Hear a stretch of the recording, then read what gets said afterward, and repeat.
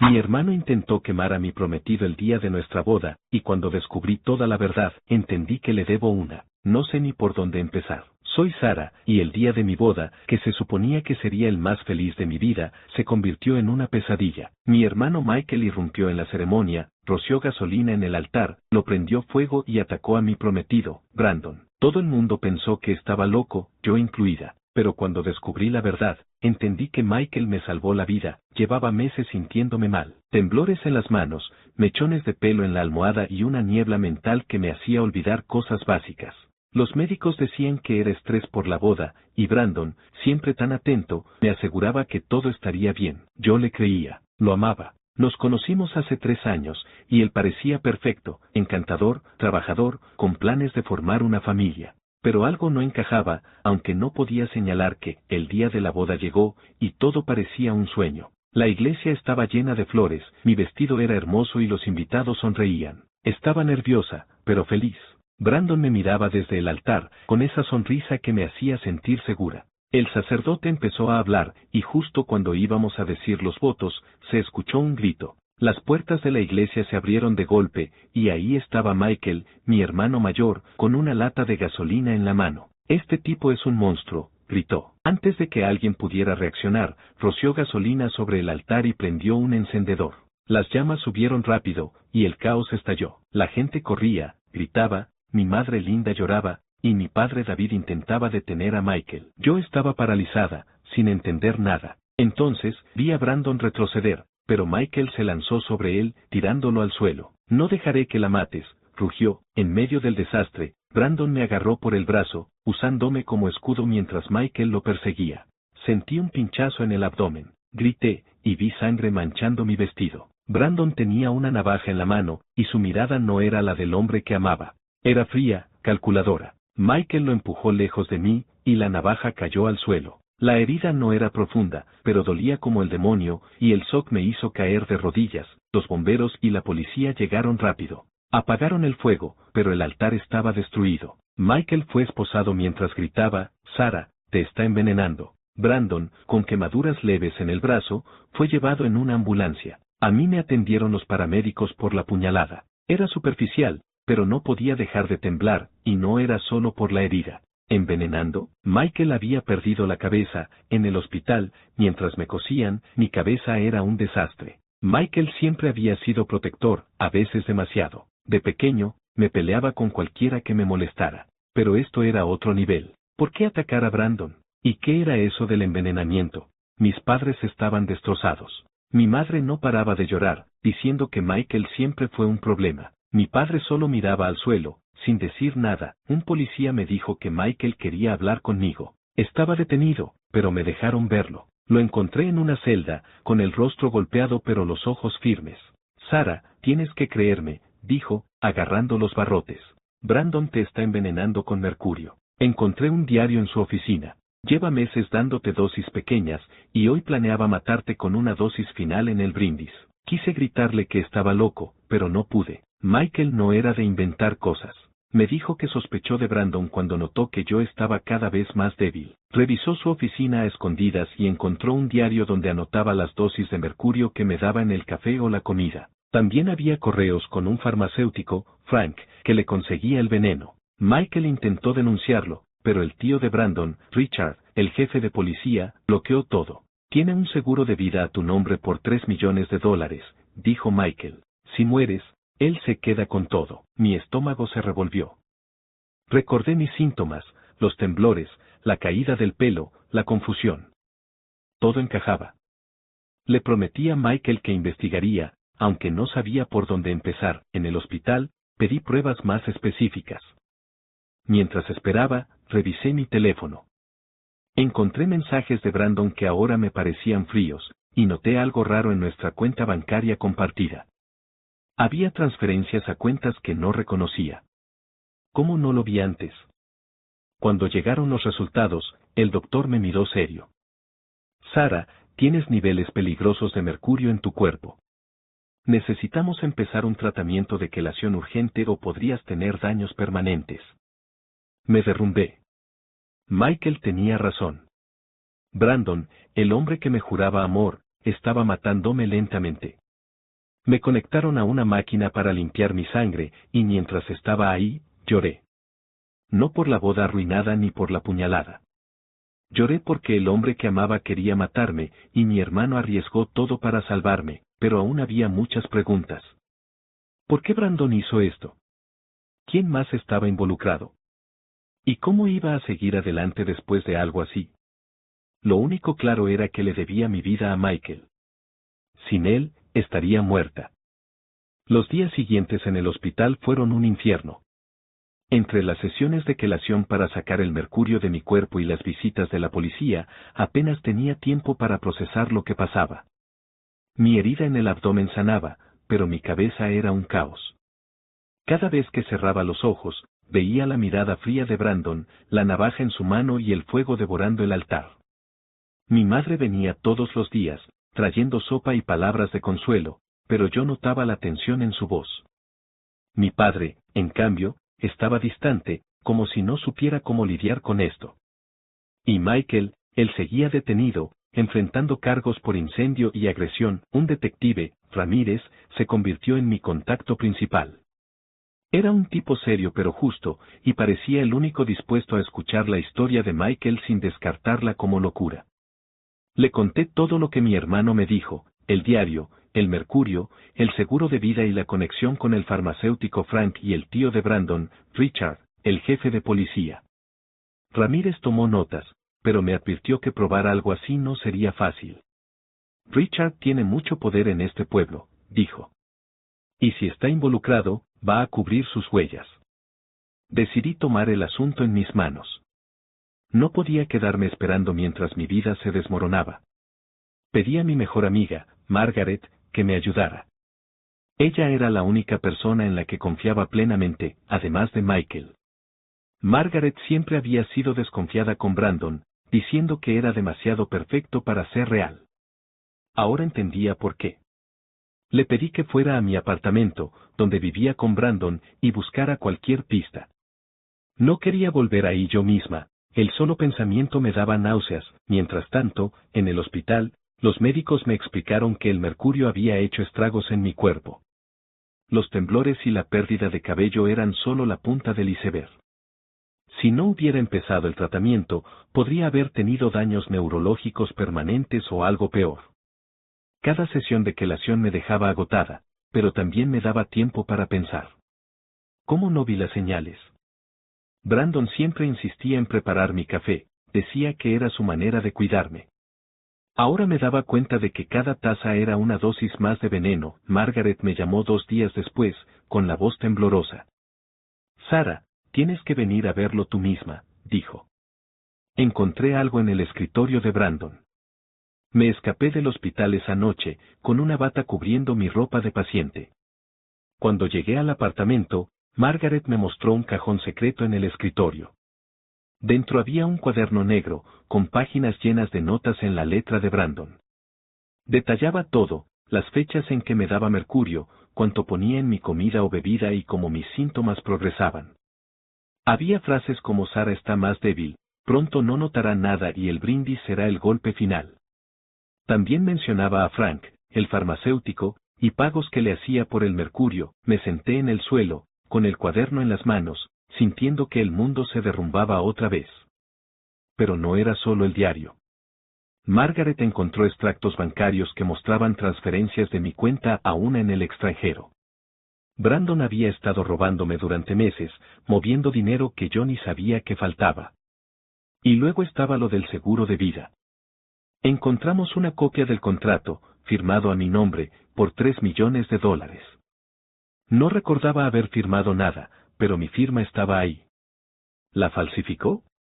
¿O me engañó para firmar sin darme cuenta? Llevé todo al detective Ramírez. Él revisó el cuaderno y los documentos con una expresión cada vez más seria. Esto es grande, Sara, dijo. Pero tenemos un problema. Richard está bloqueando cualquier investigación sobre Brandon. Dice que no hay pruebas suficientes para acusarlo de intento de asesinato. Me quedé helada. ¿Y el diario? ¿Los análisis de mercurio? Ramírez suspiró. Richard dice que el diario podría ser falso, y que tus niveles de mercurio podrían ser por contaminación ambiental. Necesitamos más. Estaba furiosa. Mi hermano estaba en una celda por intentar salvarme, mientras Brandon, con quemaduras leves, estaba libre bajo fianza. Decidí enfrentarlo. Fui al hospital donde lo tenían, ignorando las advertencias de Margaret. Lo encontré en una habitación, con el brazo vendado, viendo televisión como si nada. Cuando me vio, su rostro cambió. Sara, amor, yo no quería hacerte daño, empezó, con esa voz suave que antes me tranquilizaba. Pero ahora solo me daba asco. ¿Por qué, Brandon?, pregunté, conteniendo las lágrimas. ¿Por qué intentaste matarme? Él negó todo, diciendo que Michael estaba loco, que el diario era falso, que la puñalada fue un accidente.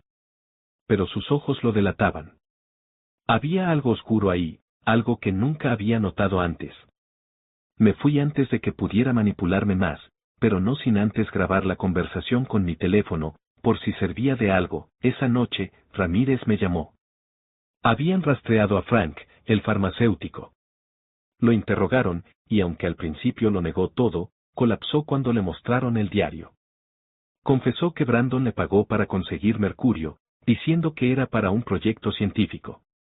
Frank también mencionó a Richard, quien sabía del plan, pero miró para otro lado a cambio de una parte del dinero. Ramírez estaba armando un caso, pero necesitaba tiempo para que no se cayera. Mientras tanto, la relación con mis padres se complicaba. Mi madre no podía aceptar que Michael, su hijo problemático, tuviera razón. Mi padre, por otro lado, empezó a dudar de Brandon, pero no quería confrontar a mi madre. Las discusiones entre ellos eran constantes, y yo me sentía atrapada en el medio. Una noche, mi madre me dijo que debía perdonar a Brandon porque los matrimonios tienen problemas. La miré incrédula. ¿Problemas? Intentó matarme. Me fui de su casa sin decir más. Michael, desde la cárcel, me escribía cartas. En una, me dijo algo que me marcó: Sara, siempre supe que algo estaba mal con él. Pero nunca pensé que llegaría tan lejos. Lo siento por no protegerte antes. Lloré al leerlo. Mi hermano, el que todos veían como un desastre, había arriesgado todo por mí. Decidí contratar un abogado para ayudarlo. No podía dejar que pagara por salvarme. Ramírez seguía trabajando en el caso, pero Richard era un hueso duro de roer. Como jefe de policía, tenía contactos y sabía cómo mover los hilos. Una noche, alguien entró a mi apartamento. No robaron nada, pero dejaron un mensaje escrito en un papel, para. Sabía que era una advertencia, probablemente de Richard o alguien cercano a él. Margaret me convenció de mudarme con ella por seguridad, y Ramírez puso vigilancia en su casa. El juicio de Michael se acercaba, y la fiscalía lo pintaba como un lunático que atacó a un hombre inocente. Pero las pruebas contra Brandon empezaban a acumularse. Ramírez encontró correos entre Brandon y Richard, donde discutían el seguro de vida y cómo deshacerse del problema. También había grabaciones de Frank, quien ahora colaboraba con la policía a cambio de un trato. Una mañana, mientras desayunaba con Margaret, recibí una llamada de Ramírez. Sara, tenemos a Brandon. Lo arrestamos anoche por intento de asesinato y fraude. Frank dio detalles que lo incriminan y encontramos más pruebas en su casa. Sentí un alivio inmenso, pero también miedo. Richard aún estaba libre, y no sabía hasta dónde llegaba su influencia. El caso empezaba a tomar forma, pero mi vida estaba en ruinas. Mi salud mejoraba, pero los temblores no desaparecían del todo. Mi familia estaba fracturada, y no sabía si alguna vez volvería a confiar en alguien. Pero también había esperanza. Margaret y Ramírez me apoyaban, y Michael, aunque seguía detenido, era mi héroe. Sabía que tenía que seguir luchando, por él y por mí. El juicio de Brandon estaba programado para dentro de un mes, y el de Michael poco después. No sabía qué pasaría, pero una cosa era segura: no iba a dejar que nadie más me pisoteara. Había sobrevivido a un intento de asesinato, y eso me hacía más fuerte de lo que nunca imaginé. Las semanas previas al juicio fueron una montaña rusa. Vivía con Margaret, mi mejor amiga, porque mi apartamento ya no se sentía seguro. El mensaje de para que dejaron en mi casa seguía rondando mi cabeza, y aunque Ramírez, el detective, me aseguraba que estaba vigilada, no podía relajarme. Mis sesiones de quelación seguían, y aunque los temblores eran menos frecuentes, los médicos me advirtieron que podría tener secuelas de por vida. A veces, al sostener un vaso, mi mano temblaba ligeramente, un recordatorio constante de lo que Brandon me hizo. El juicio de Brandon llegó primero. La sala estaba llena, periodistas, curiosos y mi familia, aunque mis padres apenas se miraban. Mi madre aún tenía esperanzas de que todo fuera un malentendido, pero mi padre, por fin, estaba de mi lado. Me senté en la primera fila, con Margaret a mi lado, apretándome la mano. Cuando trajeron a Brandon, esposado, apenas lo reconocí. Su rostro estaba demacrado, las quemaduras en su brazo dejaban cicatrices visibles y su mirada, antes tan encantadora, era vacía. El fiscal presentó las pruebas, el diario con las notas de las dosis de mercurio, los correos con Frank, el farmacéutico, y los extractos bancarios que mostraban cómo Brandon vació mi cuenta. Mi testimonio fue lo más duro. Subí al estrado, con la voz temblorosa, y conté todo, los síntomas, la puñalada en la boda, la traición. Cuando mencioné el seguro de vida, la sala murmuró. Brandon no me miró ni una vez. Su abogado intentó pintarme como una novia histérica que inventó todo, pero el diario y las grabaciones de Frank lo desarmaron. Frank testificó a cambio de un trato. Confesó que Brandon le pagó miles de dólares por el mercurio y que Richard, el tío de Brandon, le prometió protección. Eso fue un golpe para la defensa. Luego vino lo de Richard. Ramírez había encontrado más correos entre él y Brandon, donde planeaban dividir el dinero del seguro. Richard fue arrestado días antes del juicio, acusado de complicidad y abuso de autoridad. La ciudad entera estaba en shock. El jefe de policía, un pilar del pueblo, resultó ser un corrupto. El jurado no tardó mucho. Brandon fue declarado culpable de intento de asesinato, fraude y robo. Lo sentenciaron a 35 años sin libertad condicional. Cuando el juez leyó el veredicto, sentí un peso salir de mis hombros, pero no alegría. Solo vacío. El hombre que amé no existía, nunca había sido real. Al salir de la sala, vi a mi madre llorando. Por primera vez, no era por Brandon, sino por mí. Me abrazó y murmuró, lo siento, Sara.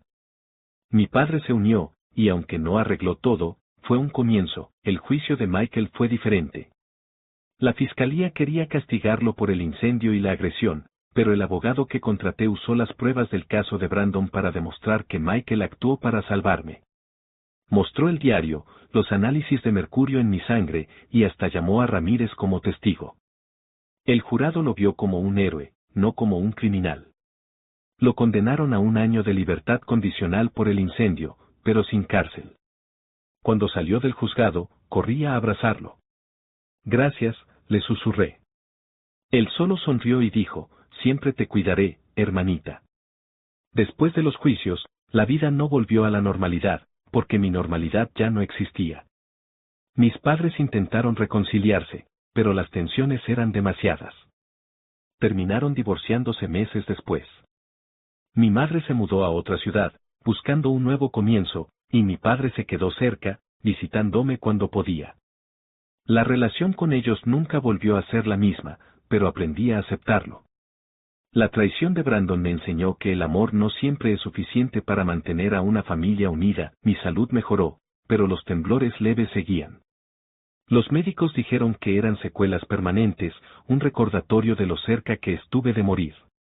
Empecé terapia para lidiar con el trauma. Al principio, me sentía rota, como si nunca pudiera confiar en nadie otra vez. Pero mi terapeuta, una mujer amable llamada Laura, me ayudó a ver que lo que pasó no me definía. Eres más que tu dolor, me decía. Poco a poco, empecé a creérselo. Margaret fue mi roca durante todo esto. Me obligaba a salir de casa, a reír, a vivir. Una noche, mientras tomábamos café, me presentó a Henry, un amigo suyo de la universidad. Era tranquilo, divertido y lo opuesto a Brandon, no había nada falso en él. No estaba lista para una relación, pero Henry fue paciente. Empezamos como amigos, saliendo a caminatas o viendo películas. Con el tiempo, algo cambió. Un año después de los juicios, me pidió una cita oficial, y dije que sí. Por primera vez en mucho tiempo, sentí mariposas en el estómago sin miedo. La ciudad no olvidó el escándalo. La caída de Richard destapó más corrupción en la policía, y el pueblo entero parecía dividido entre los que me veían como víctima y los que creían que exageré todo. No me importaba. Había aprendido a ignorar las opiniones de los demás. Me mudé a un apartamento nuevo, lejos de los recuerdos de Brandon, y empecé a trabajar como freelance en diseño gráfico, algo que siempre quise pero que Brandon me convenció de dejar. Un día, mientras ordenaba mis cosas, encontré una carta que Michael me escribió desde la cárcel. Decía: Sara, no dejes que esto te apague. Eres más fuerte de lo que crees. La guardé en una caja junto con fotos de nosotros de pequeños, cuando todo era más simple. Michael ahora trabajaba como mecánico, y aunque seguía siendo impulsivo, estaba tratando de enderezar su vida. Nos veíamos cada semana, y cada vez que lo abrazaba, recordaba que sin él no estaría aquí. 3 años después, mi vida era diferente. Henry y yo nos casamos en una ceremonia pequeña, solo con amigos cercanos y Michael. No hubo altares lujosos ni vestidos caros, solo amor real. Un año después, tuvimos una hija, Emily. La primera vez que la sostuve, lloré, pero no de tristeza. Por primera vez, sentí que todo valió la pena. Los temblores seguían, pero eran parte de mí, como cicatrices de una batalla que gané. Frank, el farmacéutico, recibió 5 años de prisión por su complicidad. Richard fue condenado a 10 por abuso de autoridad y encubrimiento. A veces me preguntaba cómo Brandon llegó a ser así. Ramírez me contó que tenía deudas enormes por apuestas, y el seguro de vida era su salida. No era amor lo que sentía por mí, era codicia. Pero ya no importaba. No era mi carga. Hoy, mientras escribo esto, Emily duerme en su cuna, y Henry está en la cocina haciendo café. Michael vendrá mañana para una barbacoa, y aunque mi familia no es perfecta, es mía. Sobreviví a un monstruo, y eso me dio una fuerza que no sabía que tenía. A los que lean esto, solo quiero decirles: confíen en sus instintos. Si algo no se siente bien, no lo ignoren. Y si tienen a alguien como Michael en su vida, quiéranlo mucho. Yo le debo todo.